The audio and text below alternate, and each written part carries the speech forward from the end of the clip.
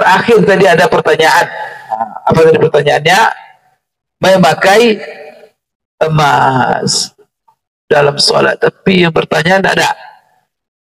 Itu ada. Ya. Pertama, emas. Memakai perhiasan emas.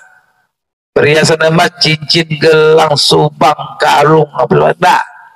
Maka memakai cincin emas, perhiasan emas, haram bagi laki-laki, boleh bagi perempuan. Ya kan?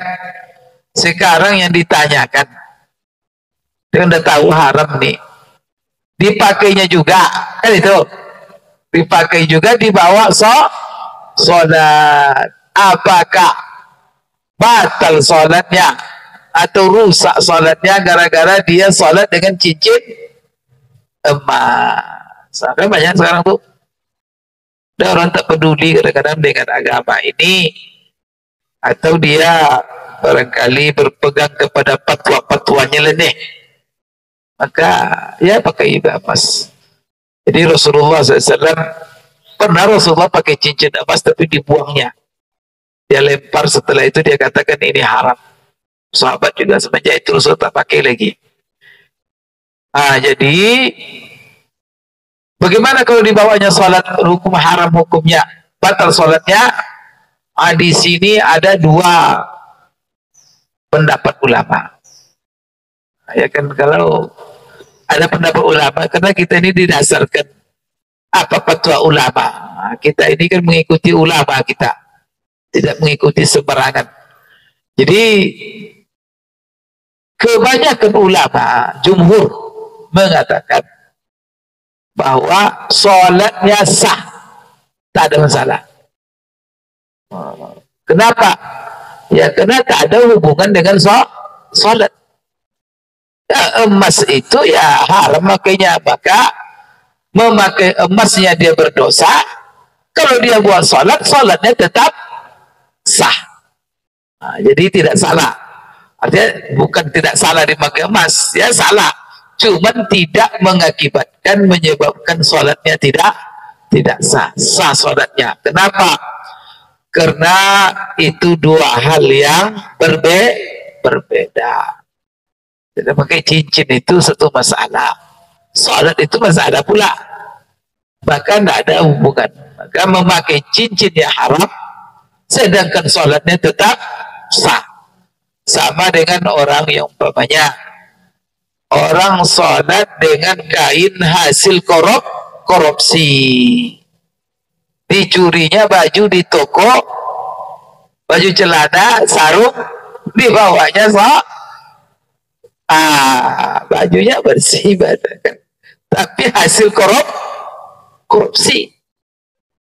Apa hukum sholatnya? Satu, tidak pakai baju hasil korupsi. Baju itu harap dia pakai, itu hasil curian, di bawahnya sholat. Sah sholatnya? Jumhur ulama mengatakan sah. Begitu juga orang sholat di dalam rumah yang dibangun tapi dengan uang korupsi. Ya, ada orang bangun rumah besar-besar tapi duit korupsi.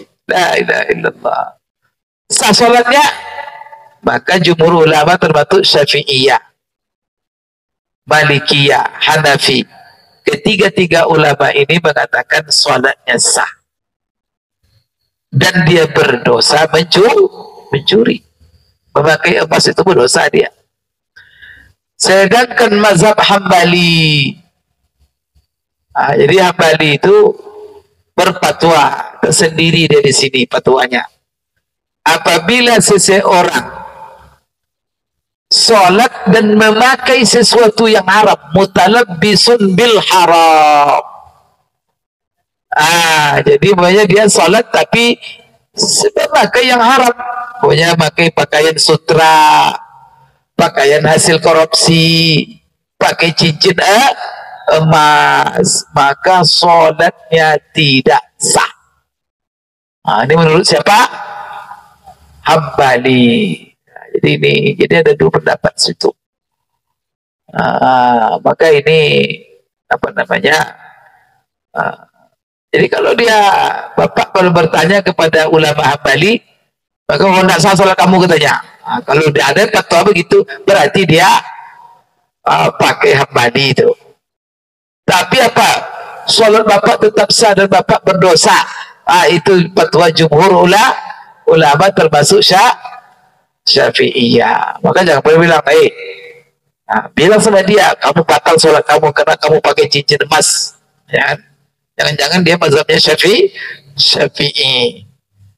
Tapi ingatkan saja dia pakai cincin emas itu haram. Ya, gitu aja. Sekira sudah terjawab semua pertanyaan dan kita sholat Isya dan saya tutup akhiri dengan doa kafaratul majlis.